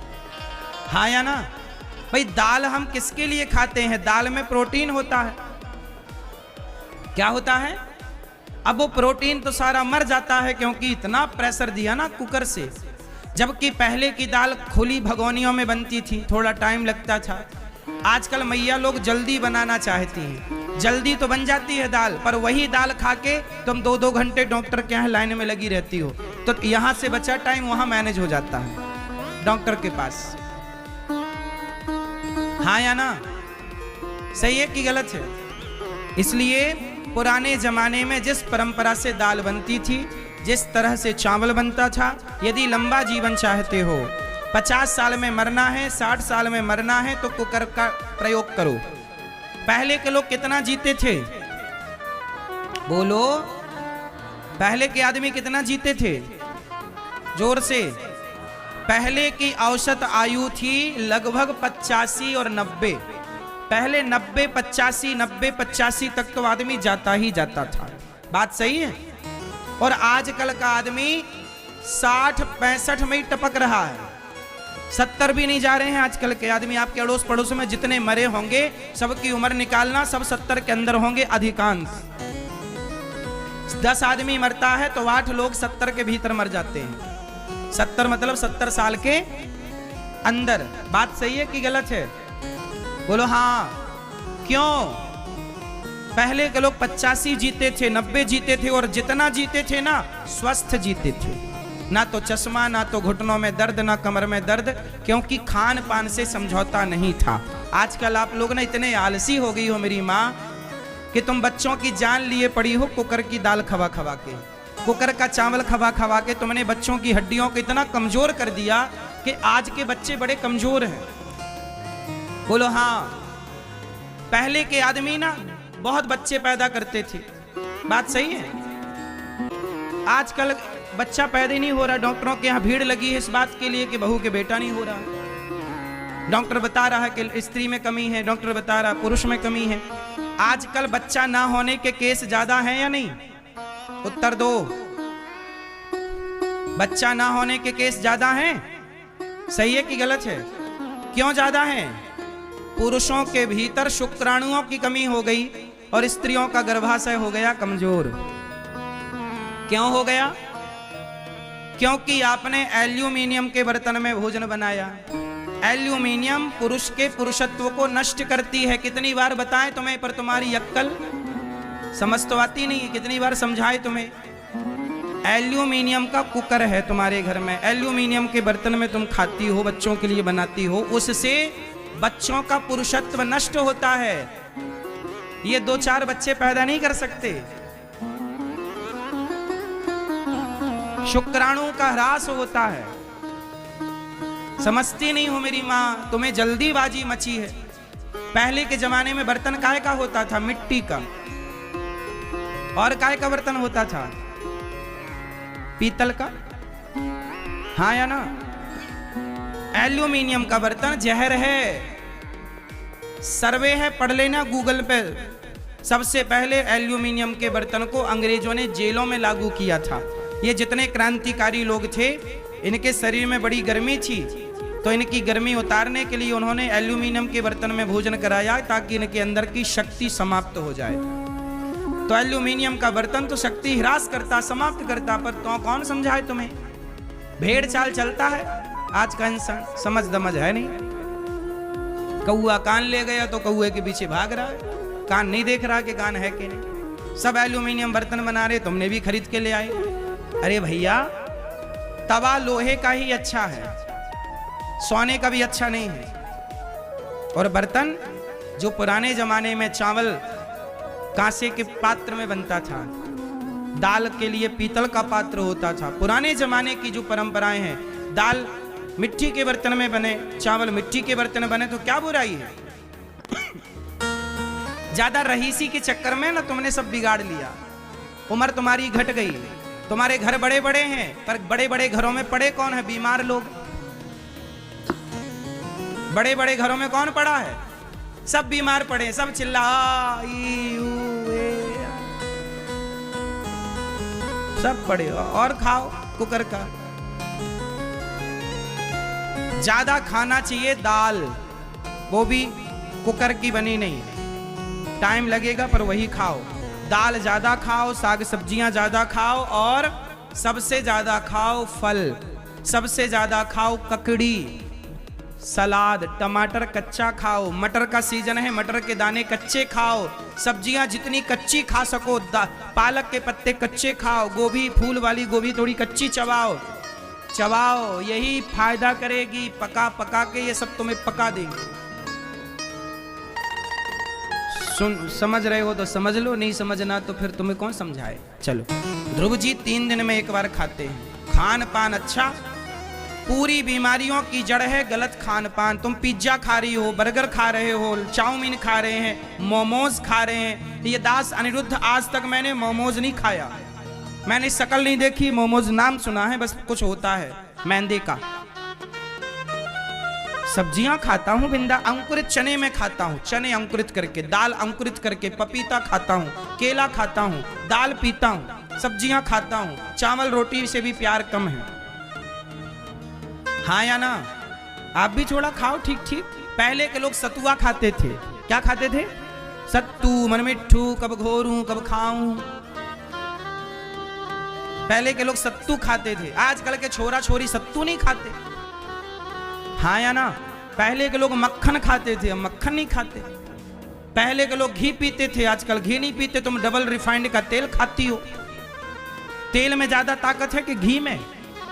अब पहले का आदमी घी पीता था, 100 साल जीता था, अब तुम डबल रिफाइंड तेल खा खा के मर रही हो। कुछ भी खान पान सही नहीं है। मेरी माँ, लंबा जीना है, बच्चों को स्वस्थ रखना है, तो खाने में समझौता नहीं, क्योंकि सब कुछ का मूल है भोजन। क्या है मूल? अरे भोजन अच्छा है तो सब अच्छा है, शरीर अच्छा तो कितने लोग मेरी बात से सहमत हैं कि खान पान ठीक आजकल बिगड़ गया ना? कितने लोग ठीक करेंगे खान पान? करोगे?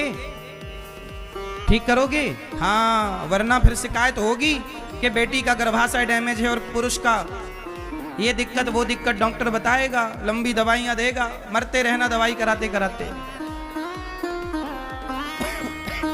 बच्चों को ना मक्खन खवाओ, अंकुरित अनाज खवाओ, बच्चों को लड़कपन में खवाओ ढेर। केला खवाओ, सेब खवाओ। तुम पिज्जा खवा रही हो, मारे डाल रही हो बच्चों को। आप कहते हो महाराज जी बच्चा खुद खा, 2 थप्पड़ मारो। कैसे खाएगा? तिल के लड्डू हम लोग खाते थे, आजकल बच्चे तिल के लड्डू नहीं खाते। ठूंसो उनके मुंह में। क्यों? तिल कितना बढ़िया होता है। परंपरा है, खाने पीने की भी एक सिद्धांत है, खान पान भी एक अच्छा है। गाड़ी में आप पेट्रोल की जगह मिट्टी का तेल डाल दोगे ना, इंजन बैठ जाएगा, क्योंकि डीजल पेट्रोल ही उसका भोजन है गाड़ी का। यदि गाड़ी के भोजन के साथ समझौता करके उसकी जगह मिट्टी का तेल डाला जाए तो इंजन बैठ जाएगा कि नहीं? जब गाड़ी बर्दाश्त नहीं करती गलत खान पान, तो तुम्हारा शरीर कैसे गलत खान पान बर्दाश्त करेगा? भाई समझो ना बातों को। कितने दिन चलेगा? फिर मरोगे समय के पहले। और जैसा खाए अन्न वैसा रहे मन, जैसा पिए पानी वैसी बोले वाणी, जैसी राखे शुद्धि वैसी बने। ये सब अच्छी पुरानों की, बड़े बुजुर्गों की कहावतें हैं। हल्के में न लेना, ज्यादा होशियार चंद ना बनो। जो परंपरा है उसको फॉलो करो, ठीक है? वरना फिर नुकसान तुम्हारा ही होगा, हमारा क्या। हम तो समझा रहे हैं। बाद में मत कहना कि हमसे किसी ने कहा नहीं, हम कह तो रहे हैं। ध्रुव जी महाराज को नारद जी ने ओम नमो भगवते वासुदेवाय का जाप दिया, मंत्र का जाप ध्रुव जी ने किया। जाप करते करते करते करते 6 माह 5 माह पूरे हुए, 6वां माह आया। एक पांव के अंगूठे के बल पर ध्रुव जी खड़े हो गए, प्राण वायु को साध लिया और जो परमात्मा को ओमकार से पुकारा, भगवान इंद्रासन हिल गई, देवता थर-थर कांपे। देवता आए, प्रभु क्या हमारा सिंहासन क्यों हिल रहा, भूकंप आ गया क्या? भगवान बोले भूकंप नहीं, मेरा भक्त ध्यान लगाए खड़ा है। एक पांव से श्वास रोक ली तो हड़कंप मच गया।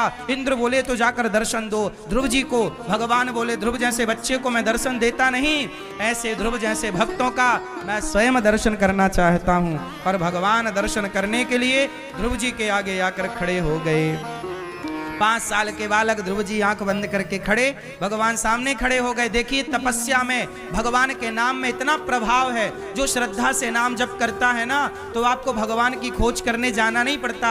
आप नाम जप कर देखो तो सही, श्रद्धा विश्वास से नाम जपो तो सही, तुम जहां हो भगवान वहीं भागे भागे चले आएंगे। शबरी कहीं गई नहीं, राम स्वयं भागे भागे शबरी के द्वारे आ गए। शबरी कहाँ हो माता, दर्शन दो। हाँ या ना? इसका मतलब है कि नाम जप करो। तुम्हारे गुरुजी जो मंत्र देते हैं, श्रद्धा से उस मंत्र का नाम जपो। श्रीमन्नारायण श्रीमन्नारायण श्रीमन्नारायण, बस नाम जपो। वो नाम अपने आप सब चीजें खींच लेगा। कलयुग केवल नाम आधारा, सुमरि सुमरि नर उतरहि पारा। अजामिल ने क्या जपा? बोलो मेरी माँ, क्या जपा? मरते समय क्या मुख से निकला? नारायण दूरे क्रीडन का सक्तम पुत्रम नारायणावयम प्लावितेन स्वरेणोच्चैराजुहावा जितेंद्रिय। हे पुत्र नारायण, बेटे का नाम था नारायण। अजामिल के बेटे का नाम क्या था? नारायण। बेटे को बोला, ए बेटा नारायण, बेटे को बुलाया, पर बेटे ने नहीं सुना। परम पिता परमात्मा ने सुन लिया कि कोई भक्त पुकार रहा है। नाम लेत भव सिंधु सुखाही, अरे नाम तुम लेकर तो देखो, तुम्हारे लिए सारे पापों के सागर सूख जाएंगे और तुम पार हो जाओगे। तुम लो तो सही। आजकल लोगों की श्रद्धा नाम पर नहीं है। लोगों से कहो मैया जरा नाम जपो, महाराज जी हम बड़े दुखी हैं। हमने कहा मैया दुखी हो तो नाम जपो, नाम लेते सारा दुख दूर हो जाएगा। अच्छा बताओ, विभीषण ने लंका में नाम जपा, तो नाम जप के प्रभाव से लंका में उन्हें हनुमान जी मिले कि नहीं? भगवान का दर्शन किसके बल पर हुआ विभीषण को? प्रातः काल जब विभीषण जब जागे तो राम राम तेहि सुमिरन कीन्हा, हृदय हरस कपि सज्जन चीन्हा, यही सनहट करी हऊ पहचानी, साधु ते होहि न कारज हानि। विभीषण जागे तो क्या बोले? राम। क्या बोले? लंका में राम राम जपने वाले विभीषण को राम मिल गए, तो गंगा के तट पर रहने वाले भक्त राम राम जपेंगे तो राम नाम मिलेंगे क्या मेरी माँ? इसलिए भारत का रहने वाला हूं, भारत की बात, ये भारत हमारा गंगा के तट पर, गंगा के किनारे हम रहते हैं, यमुना सरयू सरस्वती के किनारे हम रहते हैं। इस देश की तो महिमा विशाल है मेरी माँ। तुम नाम जपा करो, खूब नाम, श्रीमन्नारायण श्रीमन्नारायण। कोई कुछ कहे, मीराबाई ने क्या जपा? नाम। कलयुग केवल, कलयुग केवल, कलयुग केवल नाम आधारा। कलयुग में जो आधार कार्ड है ना, वो तो नाम का ही है। गोस्वामी तुलसीदास जी को पता था कि कलयुग में नाम के लिए आधार कार्ड की जरूरत पड़ेगी, तो तुलसीदास जी ने कह दिया कि ये वाले आधार कार्ड से नहीं, जिस आधार कार्ड में राम का नाम लिखा हो वो आधार कार्ड चलाना। इस आधार कार्ड से यहाँ जाने पहचाने जाओगे, पर राम नाम के आधार कार्ड से वहां जाने पहचाने जाओगे। इसलिए मेरी माँ खूब नाम जपो, और नाम नहीं जपो तो? एक मैया बोली गुरुजी मैं बड़ी दुखी हूं। मैंने कहा नाम जपो, सारा दुख दूर होगा। विभीषण का दुख दूर हुआ राम नाम से, नाम जपने से हुआ। शबरी का दुख दूर हुआ नाम जपने से। केवट का दुख दूर हुआ नाम जपने से। अजामिल का दुख दूर हुआ नाम जपने से। तो हमारा तुम्हारा नहीं होगा? बोले महाराज जी मैं बड़ी दुखी हूँ। मैंने कहा नाम जपा करो। महाराज कुछ और बताओ, कुछ और। मैंने कहा जाओ गंगा जी में कूद जाओ, सबसे बढ़िया। आदमी को विश्वास ही नहीं भगवान के नाम पर, श्रद्धा है ही नहीं। इसलिए कहता हूं मैया नाम जपो, मैया आप कितने माला जपती हो रोज? ये मैया तुम कितने माला जपती हो रोज? 2 माला। ये मैया ये मैया कितनी माला रोज जपती हो? हैं? 3 माला कि 1? हैं? 7 माला। हाँ, धीरे धीरे बोल, कोई सुनना ले, कोई सुनना ले। लड़ती हो ना तो पूरा गांव सुनता है। माला कितना जपती हो पूछ रहे हैं तो मैया बोल ही नहीं पा रही है। कितना माला जपती हो? 3 माला। कितनी उम्र हो गई आपकी? 70? 40? मैया नाम जपना, तुम मरोगी नहीं, तुम्हारे कपड़े भी उतार लेंगे दुनिया वाले, सोना चांदी सब उतार लेंगे, क्या अब केवल तुम्हारा नाम संग चलेगा। पायो जी मैंने राम रतन धन, तुम्हारे कपड़े भी दुनिया वाले उतार लेंगे मरने के बाद। सोना चांदी जो पहन रखी हो ना, पहले के जमाने माताएं इतना मोटा मोटा चांदी का पाँव में पहन के रखती थी, बेड़ियां। ओ बहू सास मरी नहीं के बेड़ियों पे दे कुल्हाड़ी कट।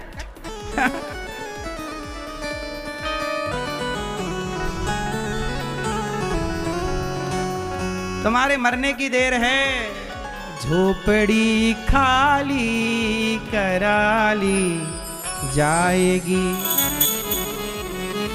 जब तेरी डोली निकाली जाएगी, जब तेरी डोली निकाली जाएगी, बिन मुहूर्त के उठा ली जाएगी। जब मरोगे ना, पूज्य गुरुदेव भगवान की जय।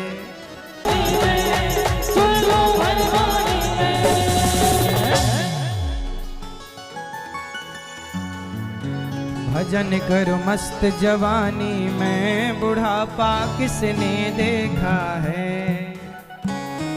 नाम जपो मस्त जवानी में, बुढ़ापा किसने। मैया नाम जपो, कथा सुनो जवानी में। आजकल तीर्थ यात्रा बुढ़ापे में कैसे करे, कोई पाँव में बल ही नहीं बचता। भीड़ इतनी है, एक धक्का मारोगे तो गिर जाओगे। हाँ या ना? तीर्थ करो मस्त जवानी में, बुढ़ापा किसने देखा है। तो जितना अधिक नाम जप सकते हो नाम जपना। भगवान ने ध्रुव जी पर करुणा की, ध्रुव जी को दर्शन दिया, स्पर्श गालों पर शंख का कराया। योऽन्तः प्रविश्य मम वाचमिमां प्रसुप्तां, संजीवयत्यखिल शक्तिधरः स्वधाम्ना। अन्यास्तहस्तचरणश्रवणत्वगादीन् प्राणान् नमो भगवते पुरुषाय तुभ्यम्। हे प्रभु, योऽन्तः मेरे अंतःकरण में प्रवेश कर जाइए। मेरी वाणी आपका गुणगान करती रहे प्रभु। सदा मेरा शरीर, मेरा मन, मेरी वाणी, मेरे हाथ आपकी और आपके भक्तों की सेवा में लगे रहें। इस तरह ध्रुव जी ने वरदान चाहा। भगवान ने 36,000 वर्षों का राज्य दिया, ध्रुव जी पर करुणा की। और ध्रुव जी जब आए तो पिता ने राजा बनाया। ध्रुव जी के भाई को यक्षों ने मारा, ध्रुव जी ने यक्षों को मारकर बदला लिया। मनु जी ने समझाया, कुबेर जी ने प्रसन्न होकर के भक्ति का वरदान दिया। और ध्रुव जी बड़े आनंद से विवाह इनका हुआ, बच्चे इनके हुए और प्रेम से भगवत चिंतन करते हुए मृत्यु के सिर पर पांव रखकर मां को संग लेकर ध्रुव जी भगवत धाम चले गए। आज भी ध्रुव तारा बनकर चमक रहे हैं। बोलिए भक्त वत्सल भगवान की। ध्रुव जी के ही वंश में आगे चल करके अंग हुए, फिर बैन हुआ, बड़ा दुष्ट। इन्हीं के मंथन से बाद में संतों की करुणा कृपा से भगवान पृथु प्रकट भये, जिन्होंने पृथ्वी का दोहन किया और नाम पड़ा पृथ्वी का। धरा से पृथ्वी, पृथु जी के कारण 10,000 कान मांगे हैं पृथु भगवान ने। न कामये नाथ तदप्य हम क्वचिन। हे प्रभु, जहाँ आपकी कथा हो बस मैं वहाँ आपका गुणगान सुनूं आपकी, एक कथा का एक शब्द ना छूटे, 2 कानों में ही 10,000 कानों की शक्ति आ जाए। कथा प्रेमी है भगवान पृथु। श्रवणम, भगवान को, भगवान की कथा को, भगवान के भक्तों की वाणी से सुनना, ये बहुत उत्तम है। इनके बाद प्राचीन बरही को नारद जी ने उपदेश किया। प्राचीन बरही हत्या करते थे यज्ञ में पशुओं की, नारद जी ने उनके लिए पुरंजनोपाख्यान की चर्चा सुनाई। एक पुरंजन है, एक पुरंजनी है, एक अविज्ञात है, जिसका कभी ज्ञात ना हो वो ईश्वर अविज्ञात है। पुरंजन मतलब हम जीवात्मा, हम बार बार जन्म और मृत्यु के चक्र में पड़े। आज आप लोग किसी के पति बने, आज आप लोग किसी की पत्नी बनी, अगले जन्म में फिर मरोगी। मैया अगले जन्म में क्या बनोगी आप? क्यों? अगले जन्म में आपको पुरुष बनना है मैया की स्त्री? क्या बनना है? क्या बनना है?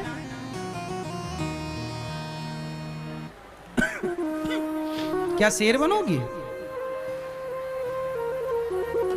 मैया आप क्या बनोगी अगले जन्म में यदि मौका मिले? नहीं, कुछ नहीं। मोक्ष चाहती हो, जन्म मृत्यु से मुक्ति? हाँ, पुरंजनोपाख्यान की चर्चा यही सिखाती है किस तरह हमें मुक्त होना है इस आवागमन से। अच्छा, स्त्रियां जल्दी से संतुष्ट हो जाती हैं कि पुरुष जल्दी से संतुष्ट होते हैं? स्त्रियों का पेट जल्दी भरता है कि पुरुषों का? बताओ, संतोष ज्यादा किसके पास है, स्त्रियों के पास कि पुरुषों के पास? जोर से हैं? संतोषी कौन है, पुरुष के स्त्री? आप बताओ भैया, संतोषी कौन है? बोलो। पुरुष संतोषी है? संतोषी है तभी 4-4 ब्याह करता है।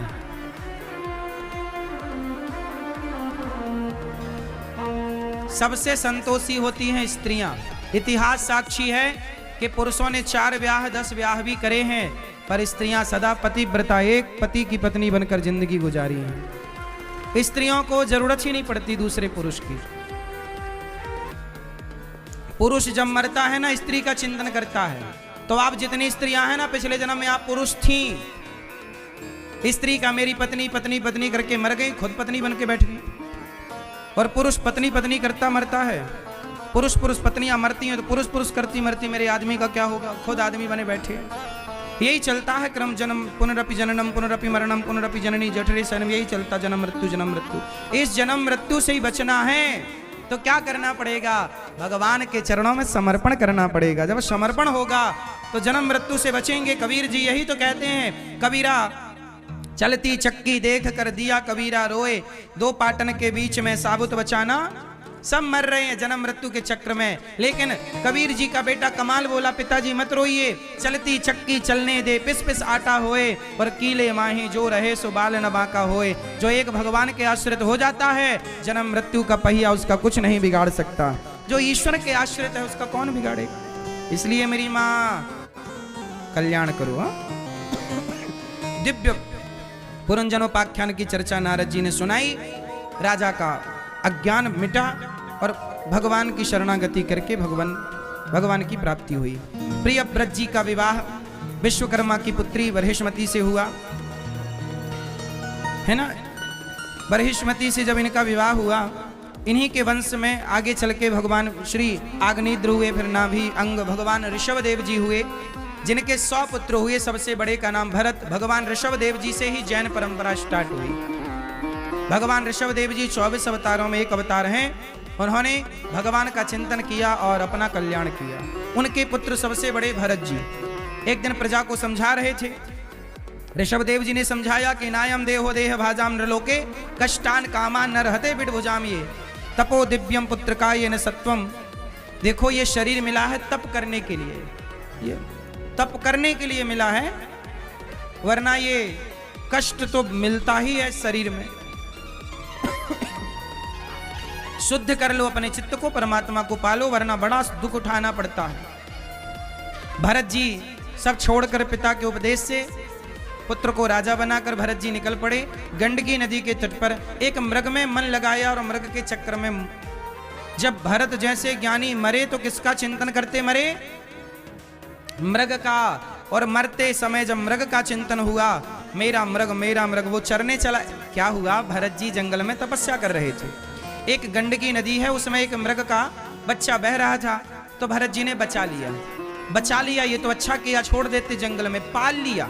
अब उसे घास खिलाएं, नहलाएं, उसका समय उसमें लगाएं। जो समय भजन में लगना था, अब वो समय मृग की सेवा में लगने लग गया।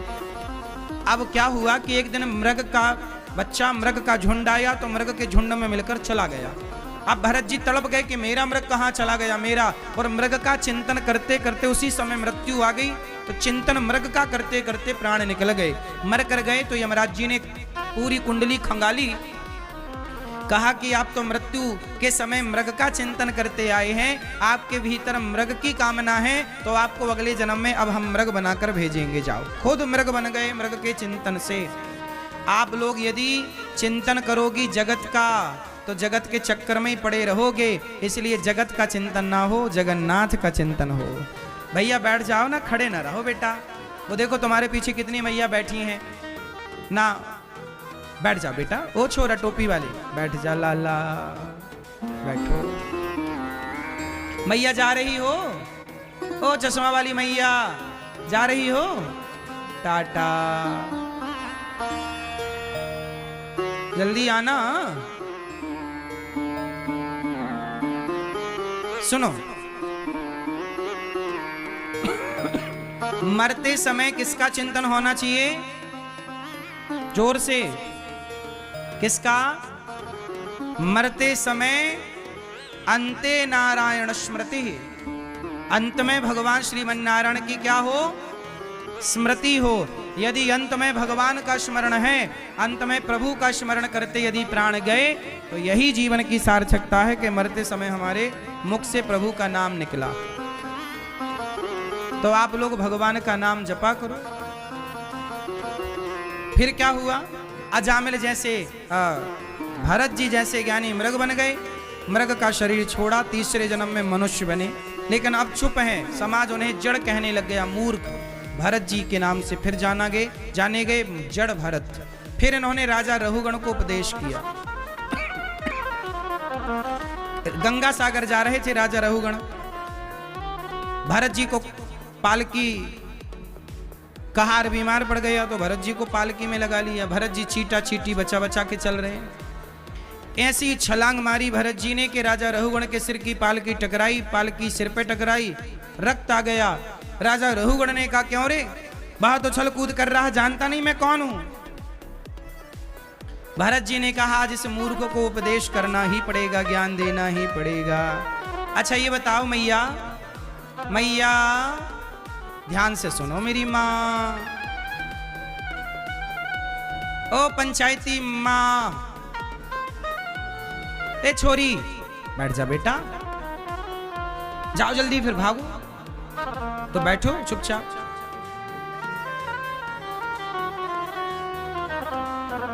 भरत जी ने राजा रघुगण से कहा, ये बताओ, भरत जी से कहा ना, बड़े दुबले पतले हो, हमारा भार नहीं उठा पा रहे हो, व्यंग किया ना। अच्छा ये बताओ, शरीर और आत्मा ये दोनों अलग अलग हैं कि एक ही तत्व है? क्यों मैया, शरीर और आत्मा ये दो हैं कि एक ही हैं? बोलो, शरीर बड़ा है कि आत्मा बड़ी है? कौन बड़ा है, कौन बड़ा है? भार तो शरीर का है, दिखाई शरीर पड़ता है, लेकिन शरीर को चलाने वाली है आत्मा। यदि आत्मा ना होए तो शरीर चिता पे जल जाता है। तो कीमत किसकी है? आत्मा की। अच्छा ये बताओ, आप कौन हैं, शरीर हैं कि आत्मा है कि नत्थू लाल हैं? कौन है आप? आप कह रहे हैं मेरा नाम, मैं अनिरुद्धाचार्य, फलाने सीताराम इनका नाम, राधे श्याम इनका नाम, ये सब नाम यहाँ पर दिए गए हैं। हमारा नाम अनिरुद्धाचार्य नहीं। ये संसार को, इस शरीर की आकृति को, इस शरीर को जानने पहचानने के लिए संज्ञा सर्वनाम हम पढ़ते हैं। व्यक्ति विशेष के लिए एक नाम दिया ही जाता है, तो वो नाम सामाजिक सांसारिक नाम है।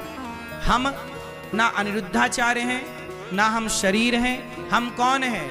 हम विशुद्ध परमात्मा की आत्मा हैं, जिसे ईश्वर का अंश कहते हैं। ईश्वर अंश जीव अविनाशी, हम ईश्वर के अंश हैं। हम कौन है ईश्वर के? कैसे अंश हैं? अच्छा बताओ, गंगा और गंगा जल, आप लोग गंगा जी से क्या लेकर जाते हो घर में? गंगा जल। तो आप लोग एक बोतल में गंगा जल भरते हो, तो जो बोतल में गंगा जी हैं वो गंगा हैं या गंगा का अंश है? कौन है वो? कौन है वो? हाँ, गंगा तो ये बह रही है, बहती गंगा को बोतल में थोड़ी कोई भर सकता है। वो गंगा का क्या है? अंश। वो बोतल में थोड़ा सा जो जल है वो गंगा का क्या है गंगा जल, पर अंश है। उसी तरह अंशी है गंगा, अंश है बोतल का जल। उसी तरह ईश्वर है हम सबके अंशी और हम हैं उस ईश्वर के अंश। हम हैं बोतल भर पानी, ये मान लो, गंगा का बोतल भर पानी, तो हम ईश्वर के अंश हैं। ईश्वर की शक्ति से ही हम और आप यहां पर हैं, दूसरी कोई शक्ति नहीं है। अब यहां पर यह बात समझना बहुत जरूरी है कि हम जो आत्मा है वो आत्मा का स्वरूप क्या है। अच्छा बताओ, आत्मा कैसी दिखती है? आत्मा का क्या खेल है शरीर में, क्या रोल काल है? बोलो मेरी माँ। आत्मा का काम कितना है? जैसे ये लाइट, जब लाइट आती है ना तो माइक चलने लग जाता है, लाइट आती है तो मोबाइल चार्ज होने लग जाता है, लाइट आती है तो पंखा चलता है, लाइट आती है तो हीटर चलता है, लाइट आती है एसी चलती है, वॉशिंग मशीन चलती है। लाइट ना हो तो कूलर पंखा चले। उसी तरह जैसे लाइट का रूप रंग क्या है? बताओ, लाइट कैसी दिखती है? बिजली कैसी दिखती है? कोई आकार है? बोलो। बिजली ठंडी है कि गर्म है? ना ठंडी है ना गर्म है। वो हीटर फंसा दोगे तो गर्म कर देगा कमरा को, और एसी लगा दोगे तो ठंडा। ना बिजली ठंडी ना गर्म, उसे पावर, बिजली मतलब पावर। तारों में क्या दौड़ रहा है? करंट। Current means power. क्या दौड़ रहा है? बोलो। उसी पावर से तुम्हारा हीटर, तुम्हारी एसी चलती है, कूलर पंखा चलता है। उसी तरह हमारे शरीर में आत्मा एक ईश्वर की एनर्जी है, पावर है। वो पावर है तो आंख देख पा रही है, कान सुन पा रहा है, पांव चल पा रहे हैं, हाथ काम कर पा रहा है। शरीर के प्रत्येक अंग को यदि संचालित कराना है, दिल धड़क रहा है, किसके बल से?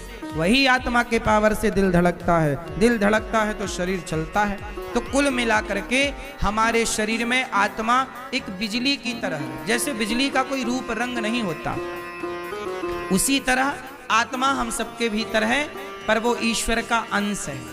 ईश्वर के द्वारा ही शक्ति हम सबको मिल रही है देखने की। इसलिए ये जो देख रहे हो ना, ये आप नहीं देख रहे। सच्चाई तो ये है कि आपकी आंखों से भगवान ही देख रहे हैं। कान सुन रहे हैं आप नहीं, आपके कानों से ईश्वर ही सुन रहे हैं। इसलिए अच्छी चीजें देखो, अच्छी चीजें सुनो, क्योंकि हर समय ईश्वर ही देख और सुन रहे हैं। ठीक है? कपिल, हाँ, भरत जी ने दिव्य ज्ञान दिया। राजा रघुगण ने यहाँ पर प्रश्न किया, जब भरत जी ने कहा त्वयोदितं व्यक्तम विप्रलब्धम भरतो समय स्याद् यदि वीर भार। भार तो शरीर का है, आत्मा का थोड़ी कोई भार है। आत्मा का जब बोध कराया राजा रघुगण को, उन्होंने कहा कि हम चूल्हे पर चावल चलाएं, पहले तपेली गर्म होती है, फिर पानी, फिर चावल। काट दिया इस तर्क को भरत जी ने कि देखो, आत्मा पर इंद्रियों का कोई प्रभाव नहीं पड़ता। आप बुरे हैं, आप अच्छे हैं, आपकी अच्छाई बुराई का आपके आत्मा पर कोई प्रभाव नहीं डालता। चलो, भरत जी के दिव्य ज्ञान से राजा रघुगण का कल्याण हुआ। भगवत चिंतन करते हुए भरत जी उनका उपदेश करके उन्हें परम गति प्रदान करते हैं। अंत में भगवत धाम भरत जी पहुंचते हैं। 28 प्रकार के नरकों का भगवान सुखदेव जी परीक्षित जी को वर्णन करते हैं। जो जैसा पाप करता है ना, वैसे नरक में जाता है। मैया, आप लोग नरक जाओगी कि स्वर्ग जाओगी कि बैकुंठ? कहां जाओगी बताओ? कहां जाना है? स्वर्ग जाना है। स्वर्ग किस किस को जाना? स्वर्ग जिसको स्वर्ग जाना वो हाथ उठाएं। कहां जाओगे? ए मैया, तुम स्वर्ग काहे जाओगी? तुम यहाँ धाम में पड़ी हो गंगा के तट पर, तुम स्वर्ग ना जाओगी, तुम बैकुंठ जाओगी। गंगा मैया की कृपा है ना। यहाँ आने वाला स्वर्ग, अरे स्वर्ग तो बुलाए इंद्र तो जाना मत, वहां क्या होता है, वहां क्या करोगी जाके? अप्सराएं नाच रही है, तुम भी अप्सरा बन जाओगी, नाचोगी। स्वर्ग नहीं जाना चाहिए, इंद्र बुलाए तो भी मत जाओ। स्वर्ग में क्या धरा है? वहां स्त्रियां नाच रही हैं, बढ़िया, देखो क्या देखना है? इतना बड़ा पुण्य हम स्त्रियों को देखने के लिए कर रहे हैं क्या? क्यों? स्वर्ग वर्ग नहीं जाना चाहिए। कहां जाएंगे अपन लोग? बोलो। स्वर्ग नहीं, स्वर्ग तो ये अपने पड़ोस में है। क्या है? स्वर्ग के देवता भी यहाँ कुंभ नहाने यहीं आते हैं, फिर वो भी नहाने धोने यहीं आते हैं, तो हम क्या करेंगे वहां? हाँ या ना? फिर कहां चलेंगे अपन लोग? हाँ, आप लोग इतने पुण्यात्मा हो, माघ में आए हो गंगा स्नान करने प्रयाग जी, आप वृंदावन आते हो, भगवान जी का दर्शन करते हो, आप दान पुण्य करते हो, आप बड़े सच्चे सीधे सरल भक्त हैं, आप स्वर्ग नहीं जाएंगे, आप तो बैकुंठ भगवान के धाम जाएंगे। स्वर्ग लोग, स्वर्ग कौन जाता है? ज्यादा चतुर आदमी। जो ज्यादा चतुर होते हैं ना, सरल नहीं होती, सरलता नहीं होती, स्वर्ग जाते हैं। स्वर्ग में सुख भोगते हैं, फिर पतन होता है, फिर गिरो, फिर पुण्य करो, फिर स्वर्ग एक प्रकार का 5 स्टार होटल है, ये समझो, सब प्रकार की सुख सुविधाएं हैं। हाँ या ना? अपना कोई काम नहीं स्वर्ग में। इंद्र बुलाएं तो मत चली जाना मेरी माँ, तुम तो हाथ उठाई बैठी हो, कब बुलाएं हम जाएं।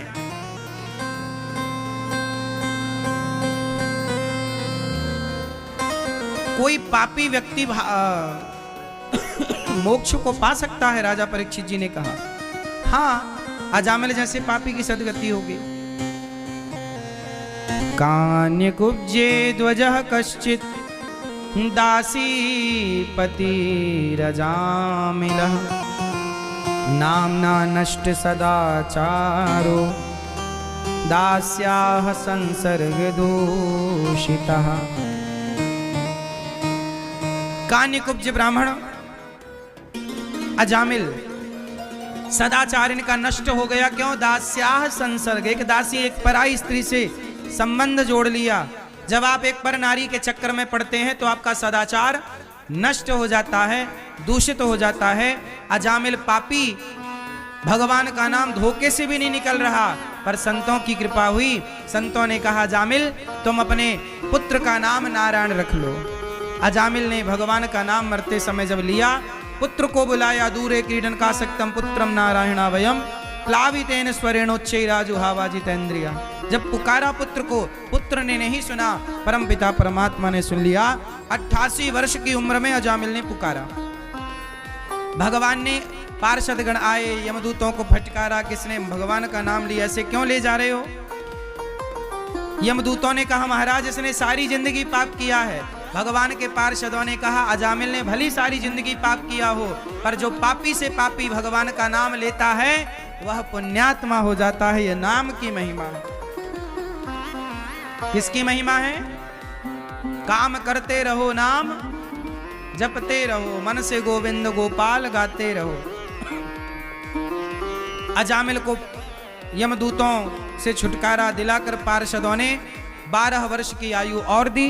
उस 12 वर्ष में अजामिल ने खूब जप तप किया, हिमालय में जाकर खूब भगवान का, उसने सोचा कि एक नाम लिया तो इतना कल्याण, अनेक नाम जपेंगे तो कितना होगा। अजामिल ने खूब नाम जपा और अंत में भगवत धाम के अधिकारी हो गए, केवल नाम के प्रभाव से। हमें कुछ नहीं आता वेद पुराण इत्यादि, हमें कुछ नहीं आता ज्ञान व्यान, कोई बात नहीं आए तो सीताराम सीताराम जपना तो आता होगा। शबरी माता, दो गोस्वामी तुलसीदास जी लिख रहे हैं, कब शबरी काशी को धाई, कब पढ़े आई गीता, साचे मन के मीता, रघुवर साचे मन के मीता।